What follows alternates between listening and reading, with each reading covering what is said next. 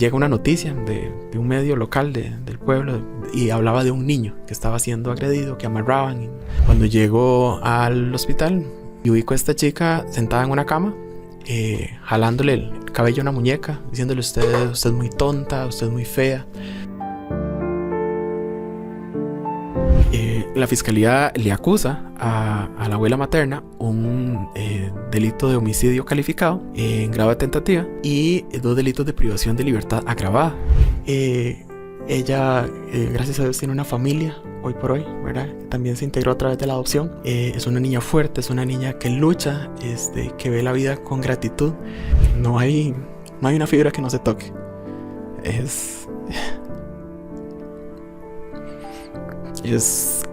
Quizá no es el caso jurídicamente más relevante o más desafiante, más bien, que yo haya llevado, pero sí emocionalmente es el más desafiante que he tenido que enfrentar. La historia que vamos a contarle hoy se origina en el sur de Costa Rica, un lugar cálido si hablamos del clima, pero frío, muy frío si lo observamos desde los ojos de una niña que con tan solo 2 años conoció la parte más oscura del corazón de una persona. Y no era cualquier persona, era su abuela materna, quien en lugar de protegerla y cuidar sus pasos, convirtió su corta vida en un camino de dolor. La niña es sinónimo de amor, de coraje, de tenacidad y sobre todo, de muchas ganas de vivir. Solo esto podría explicar el que resistiera a 22 meses de agresiones que la marcaron física y emocionalmente. Aferrar significa agarrar algo con mucha fuerza. Ella se agarró de sus entrañas para sobrevivir la situación más traumática que podría experimentar alguien de tan corta edad. Hoy, en Radiografía del Crimen, la inquebrantable niña que se aferró a la vida. Atravesamos la anatomía del delito para conocer historias criminales y extraer los detalles contados por quienes lo vivieron desde la óptica judicial. Revelamos las piezas que llevaron a armar el rompecabezas de un suceso que se convirtió en expediente resuelto. El Ministerio Público de Costa Rica presenta su podcast Radiografía del Crimen. Radiografía del Crimen. Cuando vi las fotografías de esta niña después de ser rescatada de su propia familia e ingresada al hospital, recuerdo haber sentido una tristeza profunda. La vi sentada en la camilla con una bata celeste y con una sonrisa humilde que reflejaba la esencia de su nobleza, sin duda alguna. Solo el corazón puro de una niña, agredida más de la mitad de su vida, podría sonreír, aun cuando su cuerpo delataba brutales golpizas y abandono. La radiografía del crimen que analizaremos hoy tiene un final feliz, pero para llegar a él, el camino estuvo marcado por el dolor y la frialdad. Gracias por acompañarme en este episodio. Soy Tatiana Vargas y les saludo desde los Tribunales de Justicia de San José, Costa Rica, donde estoy como siempre con Daniel Quesada. ¿Qué tal, Daniel? ¿Qué tal, Tatiana? Muy bien y de nuevo listos para entrar a explorar este caso que, como usted lo decía, es crudo, pero es real y nos tiene que servir para también reflexionar. Así es, también nos acompaña Esteban Víquez Vargas, el fiscal que atendió en todas las etapas del proceso penal el caso que vamos a conocer, de manera que tendremos todos los detalles con la voz protagonista del Ministerio Público. Bienvenido, Esteban, qué gusto tenerlo aquí. Muchas gracias. Hola, Tatiana. Hola, Daniel. Muchas gracias por esta oportunidad, por permitir a la sociedad conocer un poco acerca de esta historia que sí tiene ciertamente un final feliz, pero un camino difícil para llegar a ese final feliz. Muchas gracias por acompañarnos. Así comenzamos esta radiografía del crimen. Expediente abierto. Marzo del 2017. Esteban, usted llega al hospital, pregunta a las enfermeras por un niño ingresado a ese centro médico víctima de maltrato y lo llevan hasta una sala. Se encuentra una pequeña de 4 años alando el cabello de una muñeca y tildándola de fea. Cuéntenos los detalles de la escena que usted encuentra ahí. Sí, quizás es una de las escenas más difíciles que he tenido durante mi experiencia profesional. Ciertamente la información que yo tengo al inicio es de un niño, ni siquiera de una niña. Cuando llego al hospital, entrevisto con el personal de enfermería y ubico a esta chica sentada en una cama, jalándole el cabello a una muñeca, diciéndole usted es muy tonta, usted es muy fea. trato de hacer el abordaje como inicial, ¿verdad? Hay un total rechazo en ese momento, ¿verdad? De ella, desconfianza absoluta de cualquier persona que se le acerque. Me acuerdo que de parte de lo que yo le decía es, qué linda muñeca, ¿verdad? ¿Cómo, ¿verdad? No le jales el pelo. No, ella es muy tonta, ella es muy fea. Era palpable la ansiedad que ella tenía en ese momento, la desconfianza que existía, a pesar de que ella estaba en esa cama. Cualquier persona que ella se acercara, ¿verdad? La veía con cierto un reojo, ¿verdad? ¿Qué me vas a hacer? ¿Verdad? Y pues sí, ciertamente, además de que era muy visible su estado físico, muy deplorable, que era incluso hasta difícil de entender de todo lo que tenía, era difícil entender ese todo desde ese momento. Una escena bien complicada. Precisamente hacia ese punto iba, Esteban. ¿Cuáles signos visibles presentaba la niña y cuáles revelan los exámenes médicos que le practican? Sí, ella tiene un estado deplorable físicamente, ¿verdad? De hecho, es hasta difícil entender ese todo, pero lo que salta primero a la vista son golpes, quemaduras en distintas partes del cuerpo, brazos, espalda, cuello, piernas. Es decir, creo que no hay un lugar donde no hubiese un golpe o una lesión. Un cuerpo muy, muy delgado, ¿verdad? Producto de la desnutrición. Abdomen abultado, ¿verdad? Producto también de la misma desnutrición. No tenía cabello. Una capa de cabello muy fina, ¿verdad? En ese momento. Eso es lo que en ese momento logramos observar a través del personal médico y posteriormente los dictámenes que se le practican a ella.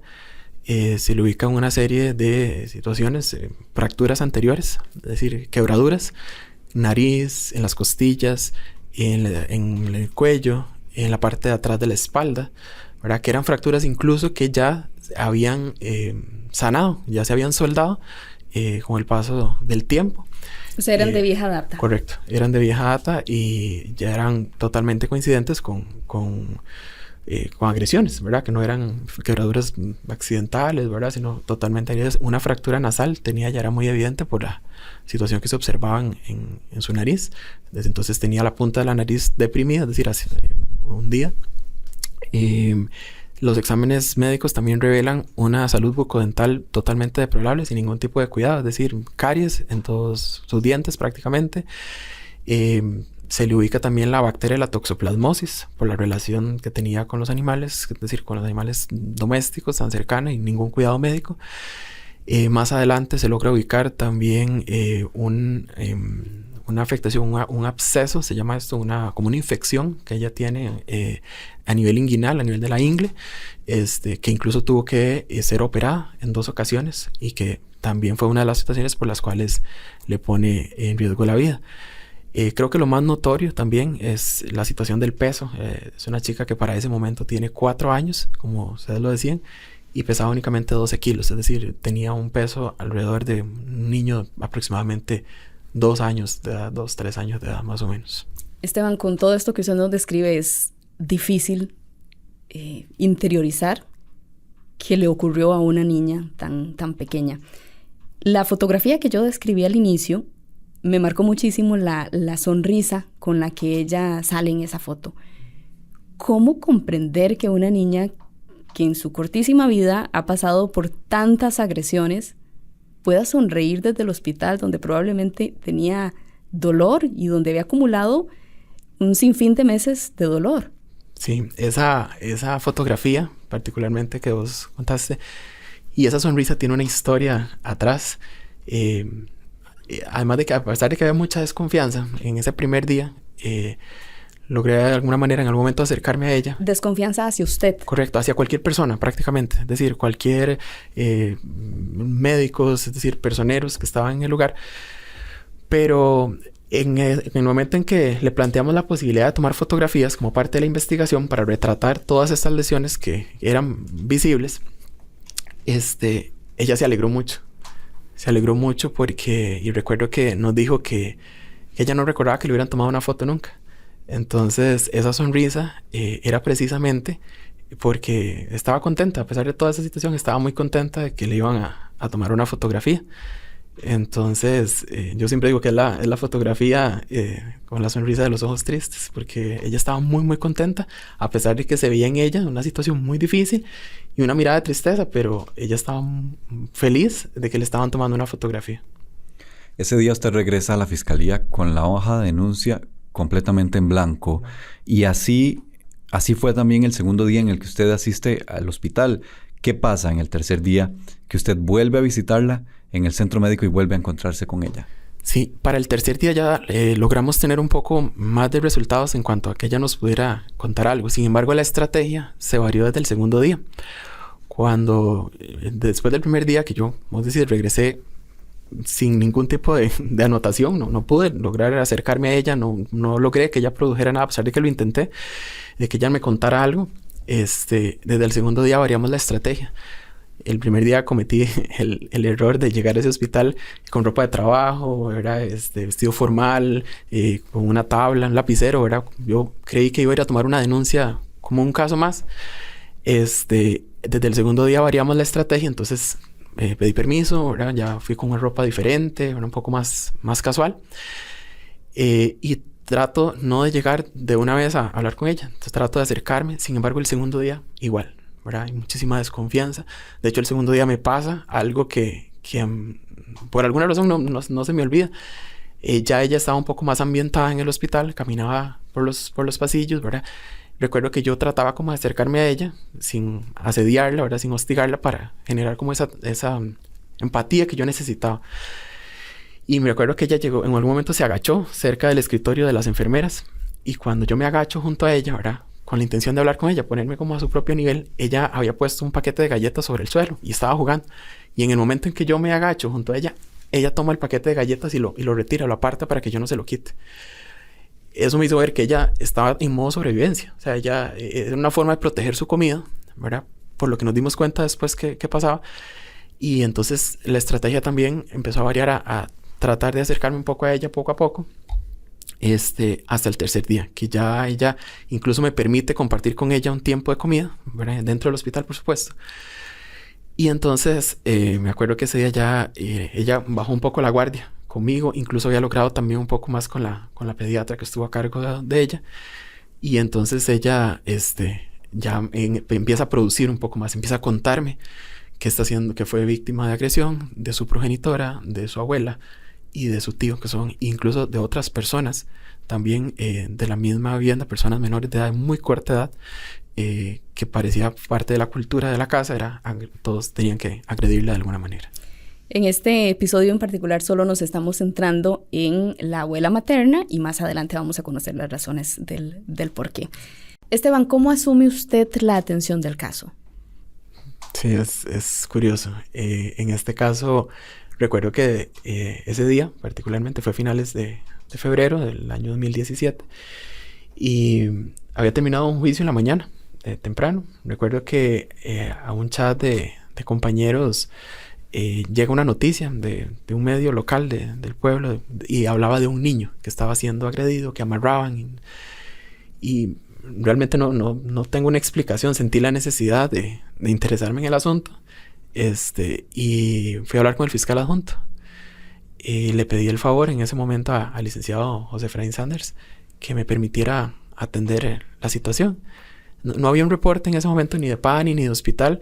Entonces todavía recuerdo que él, como con cierta escepticidad, ¿verdad? Me dice, bueno, sí, vaya y atenderlo.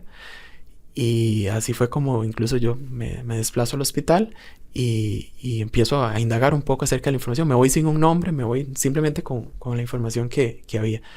Cuando ya llego al hospital y el personal me orienta un poco, es cuando me doy cuenta del caso que tengo de frente. ¿Cómo se descubre este caso? ¿Cómo se dan cuenta de que está sucediendo esta serie de maltratos? El caso se descubre por una persona que visitaba esta casa de manera social, es decir, socializaba con el tío de la menor y en algún momento observa a la menor amarrada. Es de hecho un testigo presencial de uno de los hechos y él lo comenta con su novia y con, digo yo, la la buena suerte que esa novia era hija de una tía abuela de la menor. Entonces surge ya la necesidad de poner una denuncia. Ellas hacen la denuncia directamente ante el Patronato Nacional de la Infancia sobre la situación que ya de por sí venía generando cierta sospecha porque habían perdido rastro de la menor. Es decir, ellas sabían que la menor había vivido con ellas, había pasado algún tiempo que ya no sabían nada, ya la preguntaban y nadie les daba ninguna razón.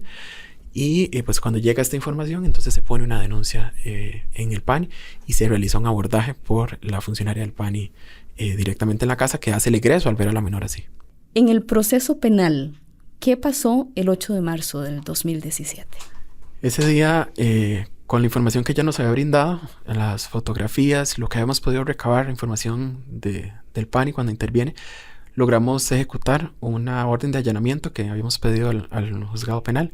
Allanamos una vivienda, que era la vivienda que compartía la menor de edad hasta ese momento con las personas acusadas, en este caso su abuela materna, ¿verdad? Que es quien nos vamos a centrar.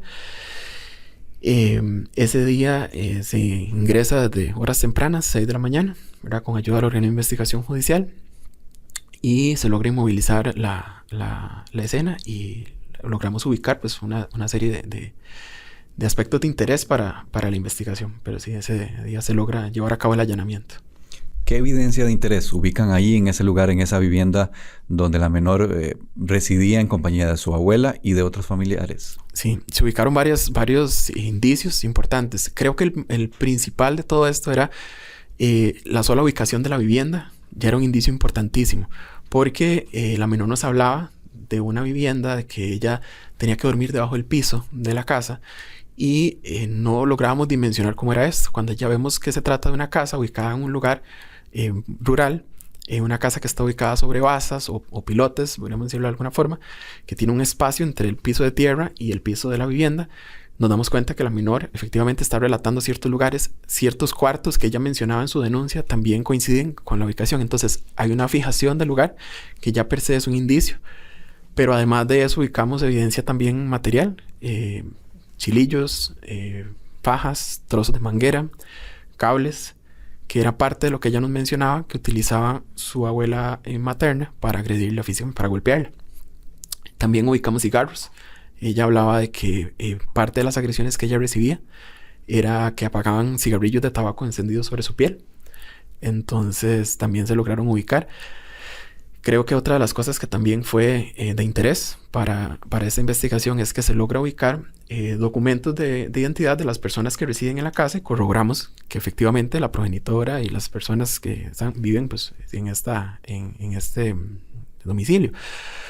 Pero entre las cosas que logramos ubicar nos damos cuenta que estas personas reciben ayudas sociales, que hay leche, alimentos de instituciones sociales que les brindaban colaboración, que no. Entonces nos damos cuenta que no se justificaba por una situación de pobreza la desnutrición que esta niña tenía, porque a pesar de que ciertamente había una condición de pobreza claramente visible, no era que no habían alimentos en esta casa. Encontramos también una serie de personas menores de edad en esta casa en buenas condiciones, ¿verdad? Ninguno ni por aproximación a cómo ella se encontraba.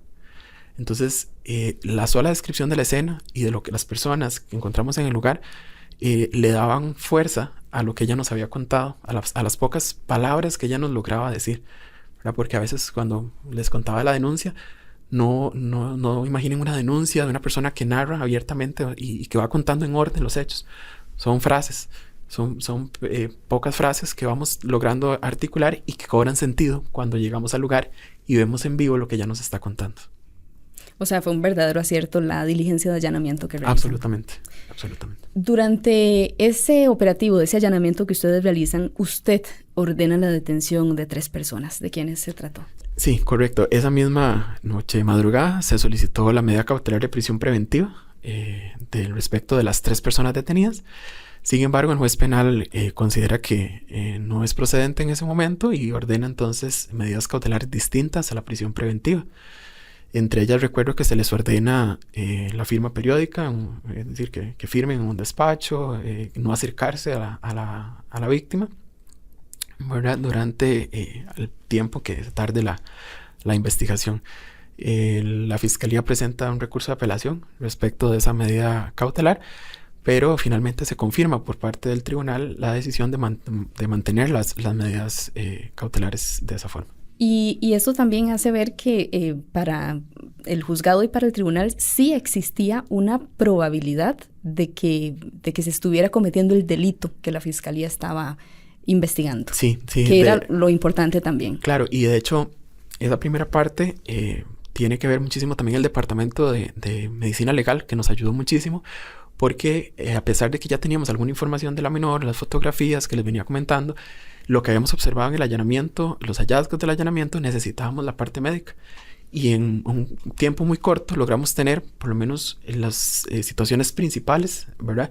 Entonces, todo de forma concatenada daba esa probabilidad desde un primer momento de la investigación. Es decir, creo que fue uno de los desafíos más importantes, ¿verdad?, que enfrentamos, era poder lograr la probabilidad en muy poco tiempo, con poquita información de una víctima que no podía producir mucha información, a pesar de que dichosamente fue rescatada con vida. Cuando usted finaliza la fase de investigación y decide acusar, es decir, presentar cargos formales, usted logra acreditar una serie de agresiones presentadas entre abril del 2015 y el 28 de febrero del 2017, que atribuye específicamente a la abuela de la víctima. ¿De cuáles hechos en específico estamos hablando? La fiscalía le acusa a la abuela materna un delito de homicidio calificado en grado de tentativa y 2 delitos de privación de libertad agravada. Y aquí es importante aclarar que no se trató de un único evento, en el caso del delito de homicidio. Es decir, no pudimos establecer que con una sola de las agresiones es que en ese momento se le pusiera en riesgo la vida, sino que durante todo este periodo la menor fue sometida a distintas y brutales agresiones constantemente que iban desmejorando su salud, que iban desmejorando su cuerpo, sus condiciones alimenticias y demás, y que le permitía entonces a la acusada representarse como posible que le podría dar muerte, es decir, que de continuar con esta situación iba a acabar con su vida. Entonces, la acusación de la fiscalía se orienta en ese sentido. No que uno de los golpes le causara la muerte, sino que la suma de todas las acciones cometidas en su contra era lo que podía finalmente causarle la muerte. Las privaciones de libertad estuvieron orientadas porque la propia víctima refirió en algún momento que ella era amarrada, en una ocasión amarrada del cuello con un mecate de las latas de un baño, ¿verdad? De una letrina. La casa tenía un baño de hueco que estaba separada de la estructura principal de la casa, y que fue parte de las que encontramos también en el allanamiento. Entonces ella indicó que había sido amarrada del cuello ahí, y en otra ocasión amarrada con unas tiras de tela en una cama. Entonces también eso fue acusado directamente a la abuela materna como delitos de privación de libertad agravadas. Esteban, usted nos describe los delitos que acusa al finalizar la investigación, pero ¿cuáles fueron puntualmente los hechos, las agresiones que la acusada le propinó a la víctima a lo largo de este periodo?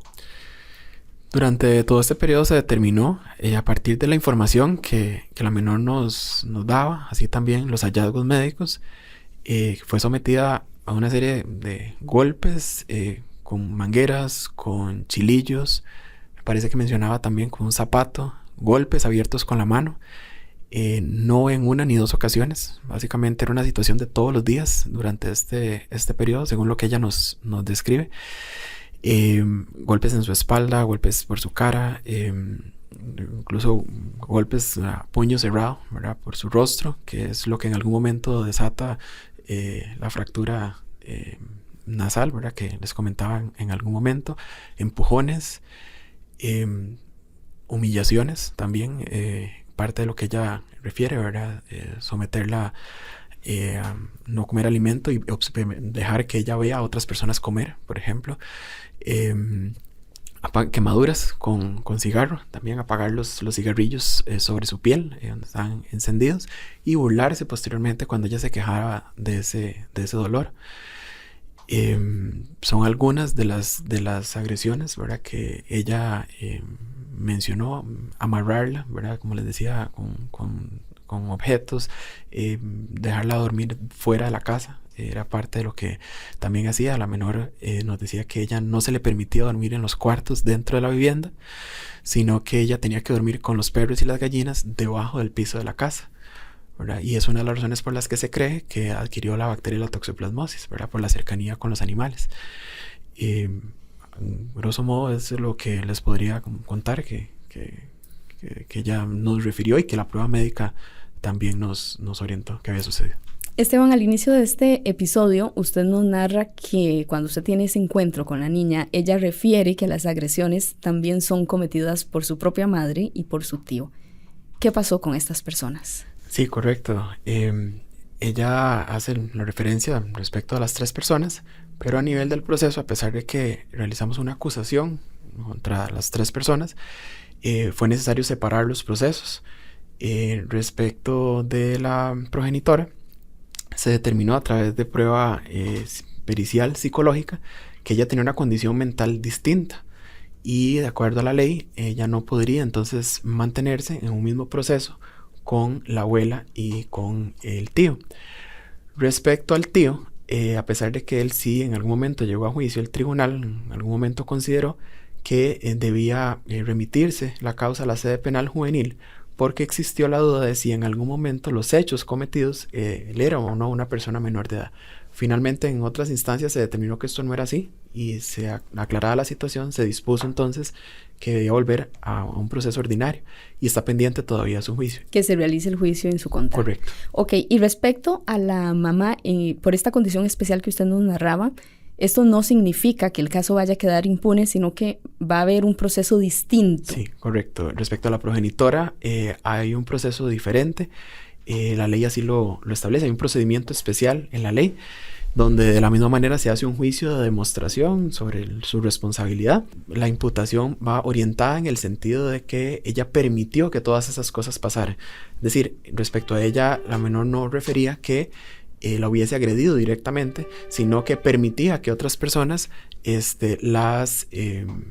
le hicieran todos esos daños, incluso tampoco se preocupaba por darle alimento. Entonces su acción en este caso es por omisión de estas conductas que pues ciertamente también la ley castiga, ¿verdad? Por ese deber que tiene como encargada legal. Entonces también hay un proceso separado, pero finalmente la sanción no podría ser la prisión, ¿verdad? Como sucedería en un proceso ordinario, sino una medida de seguridad de carácter curativa por la condición mental distinta que ella tiene.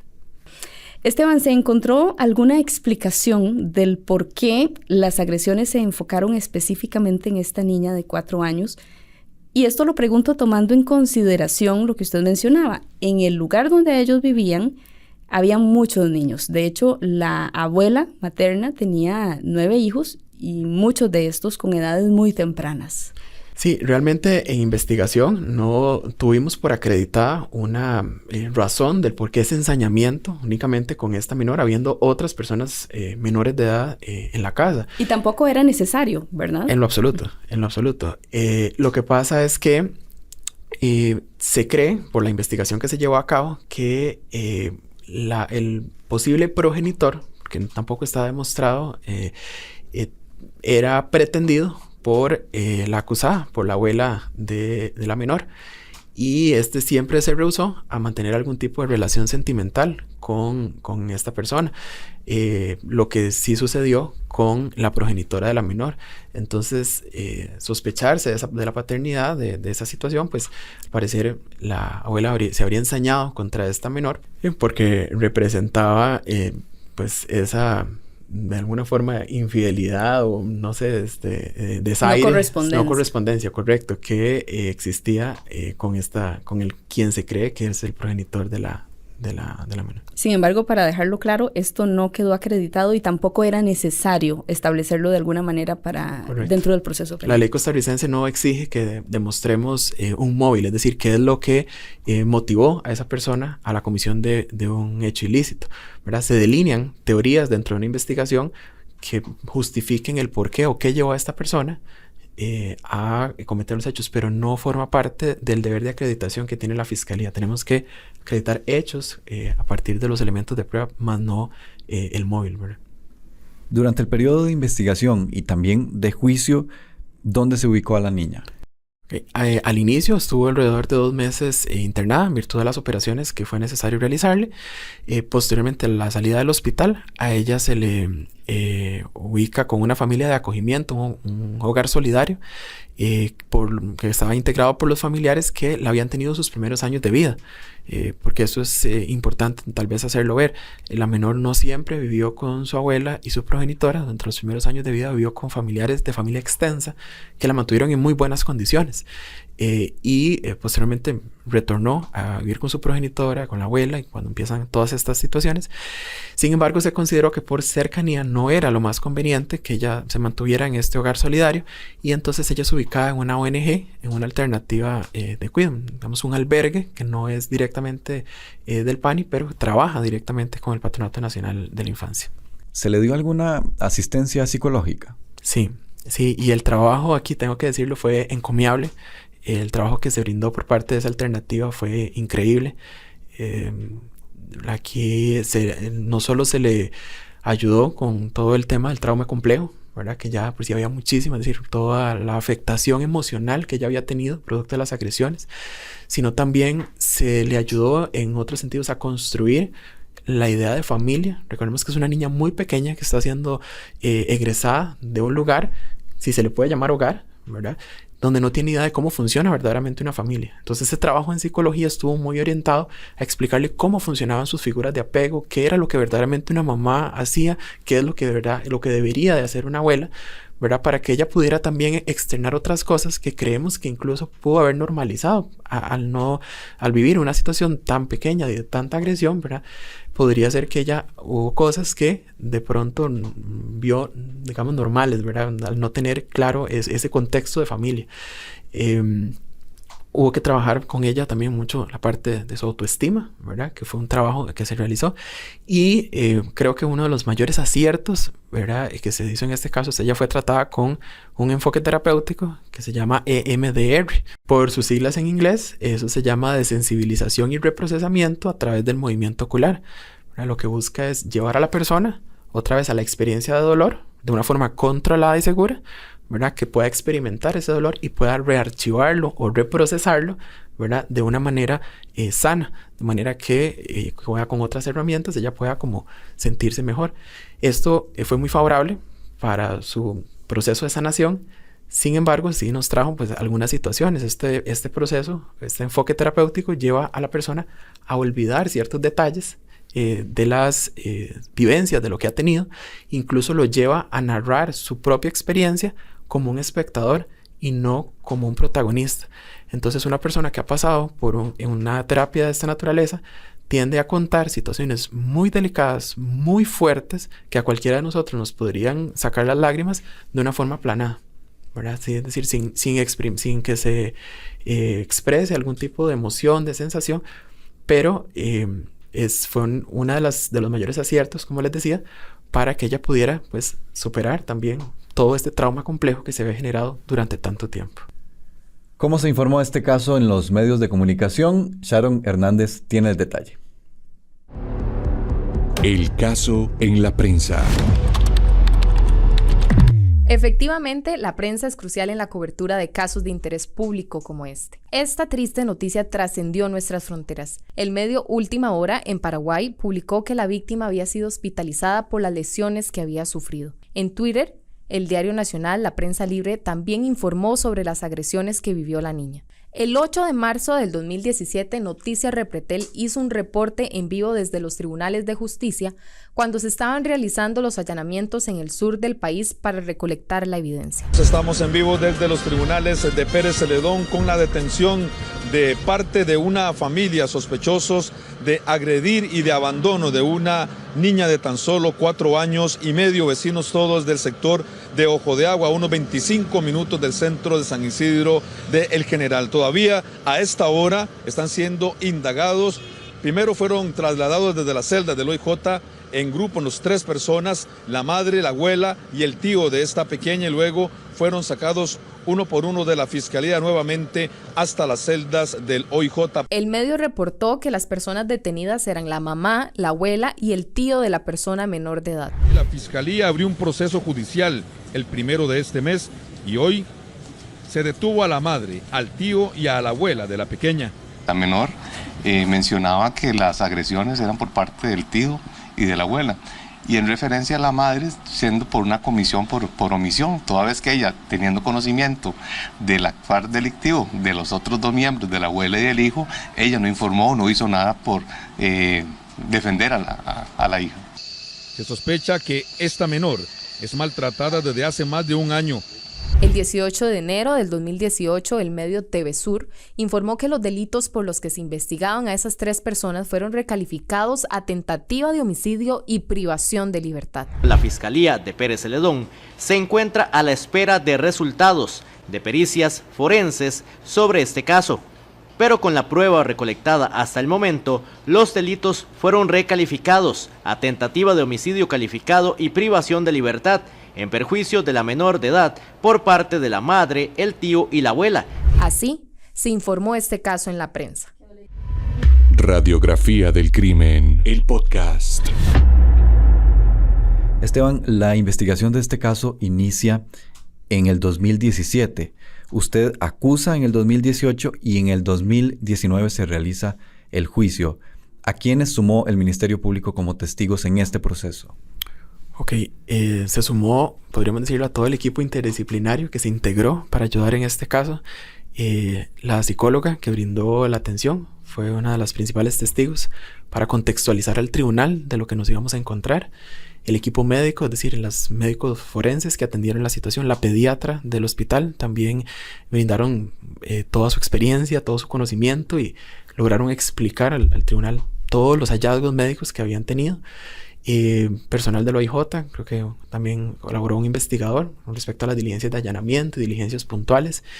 Y familiares de la familia extensa, claramente, de la persona menor de edad, que relataron cómo habían sido sus primeros años de vida versus lo que ahora estaba pasando y cómo era un poco la dinámica que se tenía con la persona menor de edad en el lugar. Y también sociedad civil, es decir, vecinos que en algún momento valientemente vinieron a colaborar, que dieron el primer paso y que nos explicaron cómo era que se manejaba la situación con esta menor, a quien prácticamente se le tenía oculta. Es decir, vivía en una casa, pero cuando las personas, los vecinos se acercaban, la mandaban a esconderse para que no vieran su estado, para que no la encontraran. Pues estos vecinos también vinieron a explicarnos cómo era que se vivía desde esa casa la situación de la menor.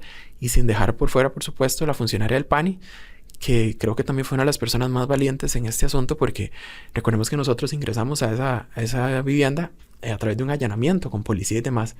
Esta funcionaria, sin saber qué se enfrentaba, se metió, podríamos decir, en la boca del león, ¿verdad? Sin saber hacia dónde iba y qué podía pasar, y egresó a la menor. No dudó en sacar a la menor de este lugar. Entonces, ella sola, con el chofer, básicamente, ingresa, se da cuenta de la situación que pasa y egresa. Porque en algún momento se ha pensado que ella fue egresada al momento del allanamiento, ¿no? Ya había sido rescatada por el PANI unos días antes de que lográramos allanar, ¿verdad? Y ella pues también hizo un trabajo excelente en ese asunto y colaboró también como testigo con el Ministerio Público. Esteban, ¿tuvo alguna dificultad en el debate para acreditar los hechos que usted acusó? Sí, yo diría que varias, pero creo que la principal era darle voz a esa niña a través de la integración de todos los indicios. Es decir, había que contar lo que había sucedido en un periodo con poquita información que ella nos había dado a través de las distintas denuncias que habíamos tomado, ¿verdad? Pero a través de los indicios, a través de la información que ella nos daba, es que se logra como integrar, armar ese rompecabezas para los jueces, ¿verdad? Con la poquita información que ella nos daba y con todo lo demás. Pero creo que la mayor dificultad fue esa, ¿verdad? De poder explicar lo que había pasado en un periodo tan amplio con tan poca información de una víctima en este caso. De lo que usted pudo observar durante el desarrollo del juicio, ¿cuál era la reacción de la abuela materna de la niña? Absoluta apatía, desinterés. Sí, básicamente no había ninguna expresión en ella. Es como si lo que pasara no tuviese que ver con ella. De hecho, la vi reaccionar por primera vez en ese juicio cuando se dictó el por tanto y los custodios, los conductores de detenidos de OIJ la esposaron. Fue el primer momento en que la vi reaccionar en ese juicio. ¿La niña tuvo que declarar durante el juicio? Sí, el juicio, como yo siempre se lo digo a las víctimas, es un mal necesario, ¿verdad? Uno quisiera que no tenga que pasar por eso, pero sí, ella declaró y eso demeritó todo un proceso de preparación previo, ¿verdad? Desde el punto de vista psicológico y también de mantener siempre la cercanía que hemos tenido de las denuncias para mantener siempre esa confianza viva. Ella declaró desde una cámara de GESEL, que es una cámara especial, ¿verdad? Donde le permite a los examinadores, en este caso tribunal, el fiscal, el defensor, poder observarla a ella sin que ella nos pueda observar a nosotros. Lo realiza también esa declaración. Para evitar revictimización. Claro, para no evitar revictimización, tener que hablar frente a personas desconocidas. Y además de esto, lo hace acompañada de un profesional en psicología. En este caso se escogió que fuese la misma psicóloga que la había acompañado en la alternativa de cuidado, porque sabíamos que era que la persona que tenía como mayor vinculación con ella. Esta persona no interviene en la declaración, ¿verdad? No le dice que tiene que declarar, pero su sola presencia ayuda a la persona a no sentirse sola, ¿verdad? Solo poder darle la mano, decirle me siento bien, me siento mal. Entonces se trató de acondicionar darle todas las condiciones, pero sí tuvo que hacer su declaración en juicio. Esteban, durante la fase de debate salieron a la luz situaciones realmente espeluznantes, como que a la niña no le daban de comer, como que tuvo que alimentarse con tierra, con jabón y hasta con heces para poder subsistir. Usted, como representante del Ministerio Público, ¿cómo logró acreditar esos hechos? Bueno, claramente a través de la declaración de ella, ¿verdad? Los indicios que ubicamos en los allanamientos, pero primordialmente ella misma nos contó esto, que con una pala de recoger basura la obligaban a recoger heces y que la obligaban a comérsela mientras se reían de ella. Y con respecto al jabón, ella decía que ella se iba para el baño, que la dejaban encerrada en el baño y que le daba mucha hambre, entonces que ella tenía que comer jabón, igual que la tierra. Vamos a escuchar en este momento al tribunal de juicio que sentenció a la abuela materna de esta niña. La sentencia.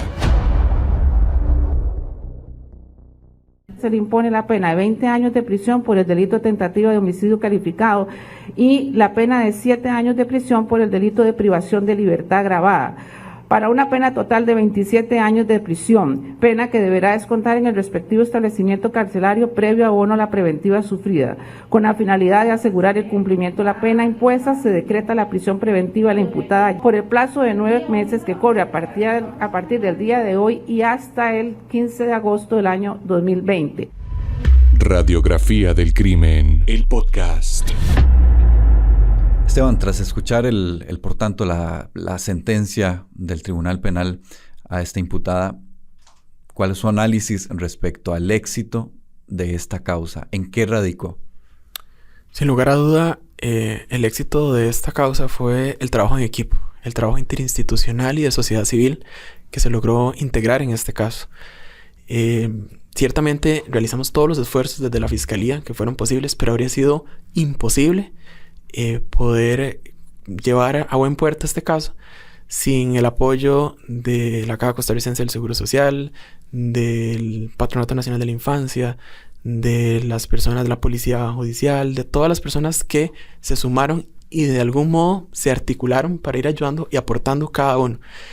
Incluso a nivel interno también de la Fiscalía conté con el apoyo de una persona increíble, una compañera técnica judicial que me acompañó en las diferentes ampliaciones de denuncia. Mi compañera Jacqueline Gordon estuvo porque necesitábamos también ese proceso de empatía que realizamos. Entonces fue un trabajo en equipo increíble a nivel interno y a nivel interinstitucional lo que se logró en este caso, y creo que eso fue verdaderamente lo que nos dirigió al éxito de este caso.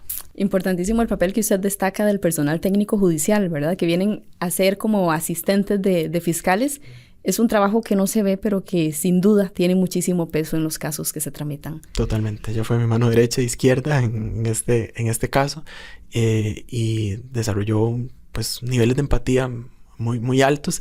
Y como vos decís, tal vez a veces es un trabajo que no se ve, pero al final de cuentas es crucial en un caso como este, el apoyo y la ayuda del personal también técnico o auxiliar. Claro. Esteban, ¿qué pasó con este caso en la fase de apelación?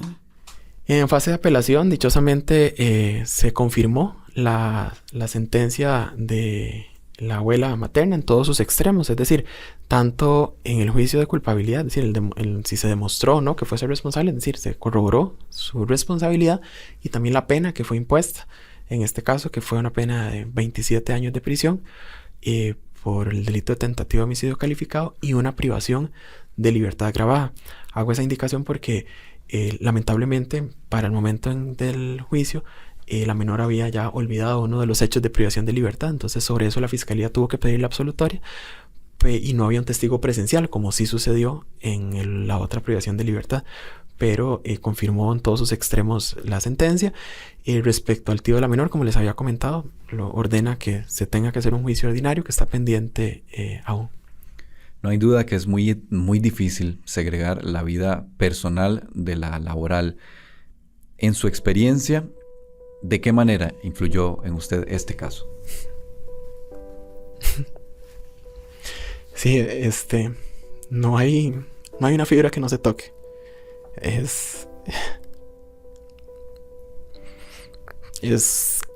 Quizá no es el caso jurídicamente más relevante o más desafiante, más bien, que yo haya llevado, pero sí emocionalmente es el más desafiante que he tenido que enfrentar.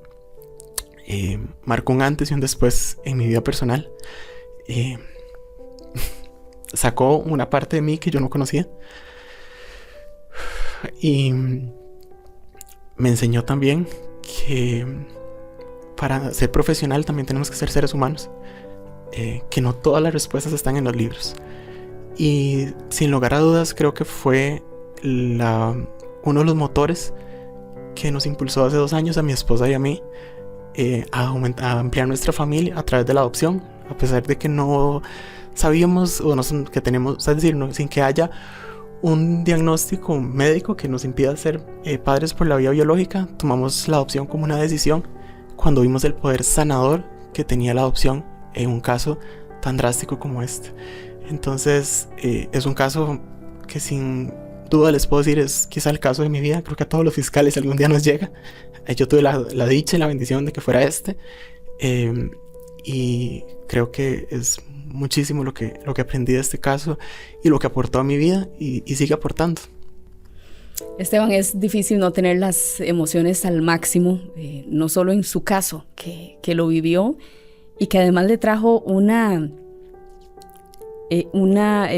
situación tan maravillosa como lo es tener un hijo, ¿verdad? Y hacerlo como una decisión junto con su esposa. Sino pues en esta sala donde estamos nosotros aquí entrevistándolo, ¿verdad? Nos toca las fibras más sensibles. Y eso me lleva a preguntarle, por supuesto con la confidencialidad que requiere, ¿qué fue de la niña? ¿Qué sabemos de ella? Sí, lo más importante es ella está bien, es una niña fuerte. Actualmente, como les comenté, hay todavía algunos asuntos pendientes, entonces eso me ha permitido también mantener todavía comunicación con ella y con su familia. Ella, gracias a Dios, tiene una familia hoy por hoy, ¿verdad? Que también se integró a través de la adopción. Es una niña fuerte, es una niña que lucha, que ve la vida con gratitud, que sería más que justificado que en su caso viera la vida en gris, ¿verdad? Por todo lo que ha vivido, y a pesar de eso tiene un arco iris por delante. Si ustedes tienen la oportunidad de conocerla, se darían cuenta que tiene una energía increíble, que ve la vida con amor y que está bien, que está a salvo. Usted nos decía ahorita que tuvo o ha tenido contacto con la familia. De hecho, usted la tuvo para informarle a sus padres que estábamos grabando este episodio precisamente para hacer conciencia en la sociedad y para resaltar también todos estos logros que tuvo el Ministerio Público y distintas autoridades para lograr que se hiciera justicia en este caso. Algo que nos pueda referir de eso. Sí. Yo conversé con la mamá y le comentaba, ¿verdad?, sobre esta situación, y ellos obviamente autorizaron y estuvieron de acuerdo en que conversáramos acerca del tema, y me hizo un comentario, un mensaje que me llamó mucho la atención, y me dijo que la menor le había comentado que ella quiere ser fiscal, que ella quiere ser una fiscal de la República porque ella quiere ayudar a las personas que sufren algún tipo de maltrato. Y esto pues me lleva a pensar que si una persona menor de edad ve esto, la misión está cumplida. Y la decisión de ser fiscal fue la acertada. Esteban, el papel de los vecinos al denunciar es crucial. Si la persona que visitó la casa hubiera guardado silencio, probablemente las agresiones habrían continuado y la historia hubiera sido distinta, es decir, probablemente con un final sumamente trágico. Denunciar hechos en perjuicio de personas menores de edad es una obligación que no todas las personas asumen ni llevan a cabo. ¿Qué piensa de esto? Totalmente. Tenemos una obligación y una responsabilidad para con la niñez costarricense, niños y niñas en general. En este caso, logramos llevar este caso a buen puerto gracias a sociedad civil, a vecinos valientes que dieron el primer paso y que denunciaron en este caso. La invitación es a que si conocemos, así sea una sospecha, no nos hagamos de la vista gorda de estas situaciones. No obviemos, por insignificante que nos parezca, cuando haya una persona menor de edad que esté en riesgo, que esté siendo abusada, que esté siendo maltratada, denunciemos estos hechos, porque podemos cambiar, o como en este caso, salvar la vida de una persona menor de edad con una denuncia. Radiografía del crimen, el podcast. No puede borrarse la trágica historia de esta niña, porque hacerlo sería no poner un alto y no reflexionar acerca de los delitos que perjudican a las personas menores de edad, cómo prevenirlos, cómo actuar cuando se presentan y, sobre todo, cómo usted y yo, que a lo mejor tenemos o no tenemos relación familiar con una posible víctima, podemos convertirnos en ángeles para tantos niños y niñas que hoy, en este preciso momento, están recibiendo agresiones de todo tipo. Incluso de manera confidencial, denunciemos. Llame al 911, a la línea gratuita 800-8645 del organismo de investigación judicial, o acuda de inmediato a la fuerza pública más cercana. Los minutos que usted tarde en poner en conocimiento de las autoridades un caso de agresión infantil pueden ser claves y marcar una enorme diferencia entre la vida y la muerte de una persona inocente. Así termina la radiografía de este crimen gracias a nuestro invitado, el fiscal Esteban Víquez Vargas. Hasta el próximo episodio. Radiografía del crimen, el podcast del Ministerio Público de Costa Rica. Más protagonistas, la voz fiscal y usted, nuestro nuevo testigo. Nos escuchamos en el banquillo en el próximo episodio. Producido por la Oficina de Prensa del Ministerio Público de Costa Rica. Reservados todos los derechos. Los hechos relatados en este episodio son verídicos. Ningún escenario se sale de la realidad.